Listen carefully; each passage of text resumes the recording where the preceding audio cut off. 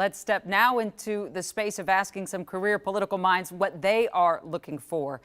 Two parties, two people. Amy Koch, representing the Republican Party tonight, our former majority leader in the Minnesota State Senate, and Javier Murillo, a career progressive and more adjacent to the Democrats' line of thinking. You heard what Minnesotans in three communities thought. Yeah.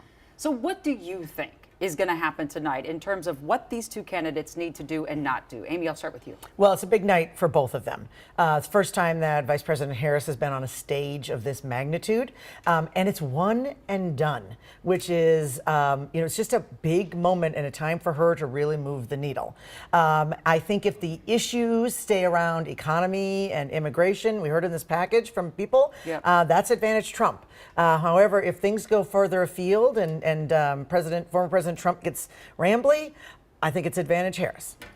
I think they have different jobs to do. I think Kamala Harris's job is to introduce herself to a lot of people who don't know her, show herself to be competent and capable and able to lead. I think Donald Trump's job is a little harder because he has to prove a negative. He has to like not remind people of the chaos, and because he's benefited just somewhat from like some amnesia around that.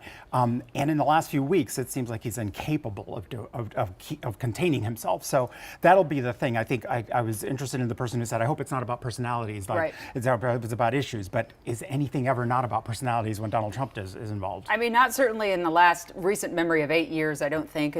Personality comes into play when we talk about Senate races, when we talk about congressional races, and it's certainly the presidency.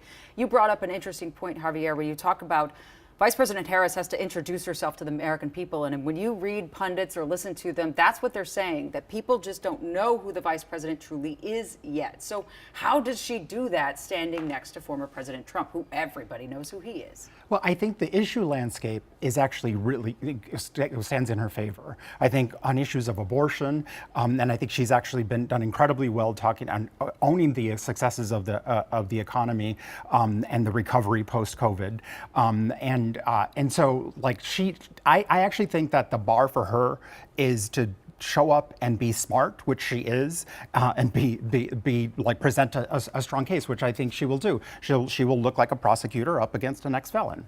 Agree or disagree? Well, disagree. I think all you got to do is go to the grocery store to understand about inflation and what's been going on in this economy, and that doesn't favor the vice president, who is, directly tied to this President Biden's economy. So. Amy, you told me you thought 6 weeks ago that Donald Trump would win Minnesota, and now you think it's closer to a dead heat. So when Biden leaves the race, things have changed in this state? Oh, absolutely. They fluctuated. Not only, is the left more energized with a new face and someone that, I think is going to do a nice job on the debate tonight, but you add in a vice presidential pick that is a Minnesota son, and I think it becomes tougher to win Minnesota from a statewide perspective. Not impossible, but much tougher. And if you add to that actually look at where the campaign spending has gone, it was like that the Trump campaign has essentially abandoned the state. They're giving it up.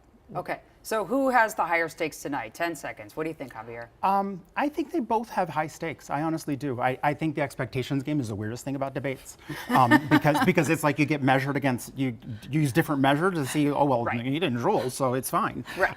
So I think they both have a lot to prove. Yeah, and I think it's Vice President Harris. We know Donald Trump. We know we could repeat what he's going to say. We've seen it 10,000 times from him. Yeah, mostly, or on SNL, right? So we've seen it. We know it. He's baked in the cake. It's a night for her to prove or disprove herself. All right. Well, we appreciate you so much. If you like what you heard from Javier and Amy, they have a fantastic podcast with also Brian.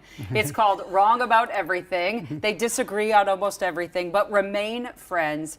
They'll be talking politics and other things this year. So we appreciate you being on Breaking the News tonight. Thank you. Thanks so for much. having us.